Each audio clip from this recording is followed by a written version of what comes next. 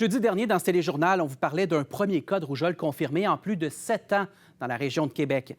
Aujourd'hui, la santé publique a annoncé qu'une deuxième personne a été infectée. On fait le point avec Édouard, puisque l'individu aurait fréquenté plusieurs magasins à grande surface pendant sa période de contagion. Et ça, en plein long congé pascal, donc ça fait craindre la santé publique qu'il n'y ait donc une plus grande propagation de la rougeole. Évidemment, on ne se cachait pas les yeux. La semaine dernière, du côté de la santé publique, on s'attendait à ce qu'il y ait d'autres cas dans la région. On ignore encore, par contre, en ce moment, s'il y a un lien entre ces deux cas de rougeole. On peut regarder justement les établissements qu'a fréquenté ce deuxième cas.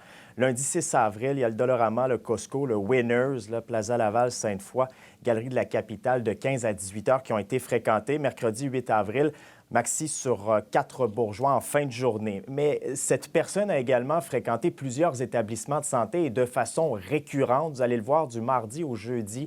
La semaine du 6 avril, l'hôpital de l'Enfant Jésus, donc le matin au soir également, entre le tunnel qui relie au centre intégré en cancérologie pour les mêmes heures, puis finalement l'urgence du CHU le vendredi, le 10 avril. Donc la santé publique qui invite tout citoyen ayant fréquenté ces établissements parce qu'il y a quand même une période d'exposition de 3 heures là, après le passage d'une personne contaminée dans un de ces établissements. Donc, à surveiller si jamais ils n'ont pas des symptômes. Ça peut débuter par de la fièvre, un nez qui coule, irritation aux yeux, la toux et finalement, vous voyez, vous avez vu les images, là, ces fameuses éruptions cutanées, là, des rougeurs sur la peau. Donc, si les gens à la maison ont des doutes ou des symptômes, ils peuvent contacter le 311. On peut entendre la santé publique à ce sujet.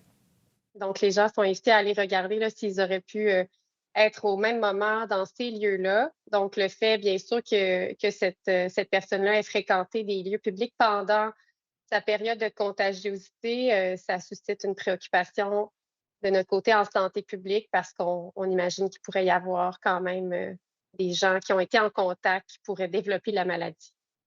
Évidemment, ils invitent à la vaccination. On a atteint ce 95 qui est nécessaire là, pour contrer la rougeole dans la région, mais chez les plus jeunes, c'est à 80 Donc, il y a cet appel à la vaccination qui est relancé encore une fois aujourd'hui par la santé publique ici, dans la région de la Capitale nationale. Voilà.